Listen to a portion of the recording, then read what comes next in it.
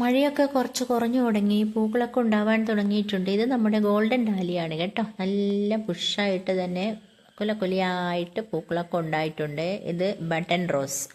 ഇതിന് നന്നായിട്ട് പൂക്കളൊക്കെ ഉണ്ടായിട്ടുണ്ട്. എല്ലാത്തിനും ഞാൻ ഇപ്പോൾ കൊടുക്കുന്ന ഫെർട്ടിലൈസർ DAP മാത്രമാണ്. ഇത് നല്ല പിങ്ക് കളറുള്ള നല്ലൊരു റോസാണ്. ഇതിലും ഇഷ്ടംപോലെ മൊട്ടുകളൊക്കെ ഉണ്ടായിട്ടുണ്ട്, പൂക്കളൊക്കെ വിരിഞ്ഞിട്ടുമുണ്ട്. DAP മാസത്തിൽ 2 തവണയൊക്കെ ഇട്ട് കൊടുത്താൽ ഇതുപോലെ നന്നായിട്ട് പൂക്കളൊക്കെ ഉണ്ടാവും.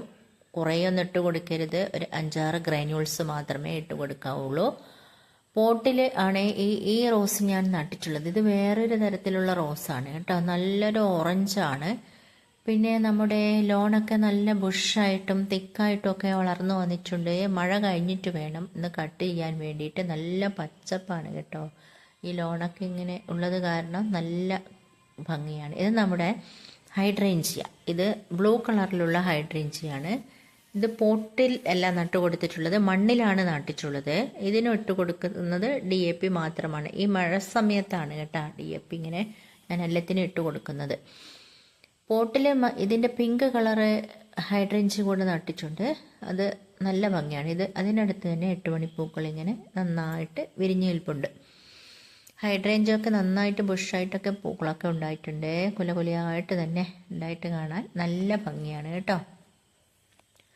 അപ്പോൾ വെയിൽ സമയങ്ങളിൽ ഞാൻ കടലപ്പിണ്ണാക്കിൻ്റെ തെളിവെള്ളമൊക്കെ ഒഴിച്ചു കൊടുക്കും. മഴ സമയത്ത് ഒഴിച്ചു കൊടുക്കുകയാണെങ്കിൽ അതിൽ സാഫും കൂടെ മിക്സ് ചെയ്തിട്ട് വേണം ഒഴിച്ചു കൊടുക്കാൻ. ഇത് നമ്മുടെ ബ്ലീഡിങ് ഹാർട്ട് നന്നായിട്ട് നല്ല ബുഷായിട്ട് തന്നെ ഉണ്ടായിട്ടുണ്ട്. ഇതൊരു ക്രീപ്പർ പ്ലാന്റ് ആണ്. ഇതിപ്പോൾ ഞാൻ കട്ട് ചെയ്തിട്ട് ഒരു കുറ്റിച്ചെടി പോലെ വെച്ചിട്ടാണുള്ളത്. ഇതും പോട്ടിലാണ് കേട്ടോ നട്ട് കൊടുത്തിട്ടുള്ളത്. നല്ല ഭംഗിയാണ് കേട്ടോ. ഒരാഴ്ചയൊക്കെ ഇതിൻ്റെ ഫ്ലവറൊക്കെ ഇങ്ങനെ ലാസ്റ്റ് ചെയ്യും. ഇത് നമ്മുടെ പിഷ. പിന്നെ ഈ പൂ കണ്ടോ, ഇത് നല്ല ഭംഗിയാണ്. ഇതിന് മഴയാണ് ഏറ്റവും കൂടുതൽ വേണ്ടത്. പോട്ടിലാണ്, ഹാങ്ങിങ് പോട്ടിലാണ് ഇത് ഞാൻ നട്ട് കൊടുത്തിട്ടുള്ളത്. ഇതിൻ്റെ അടുത്ത് തന്നെ നമ്മുടെ വേറൊരു ചെടിയും കൂടെയുണ്ട്, ഹാങ്ങിങ് പോട്ടിലാണ്. ഇപ്പോഴേ മഴ കാരണം പോട്ടൊന്നും കാണാനൊന്നും ഒരു നീറ്റില്ല. കുറച്ച് മഴയൊക്കെ കഴിഞ്ഞിട്ട് വേണം നല്ല ക്ലീനൊക്കെ ആയിട്ട് നട്ടു കൊടുക്കാൻ. ഇത് വേറൊരു കളറിലുള്ള റോസാണ്, ഓറഞ്ച് കളറിലുള്ള. നല്ല ഭംഗിയാണ് കേട്ടോ. പ്ലാസ്റ്റിക് പോലെയുള്ള ഒരു റോസാപ്പൂവാണ്.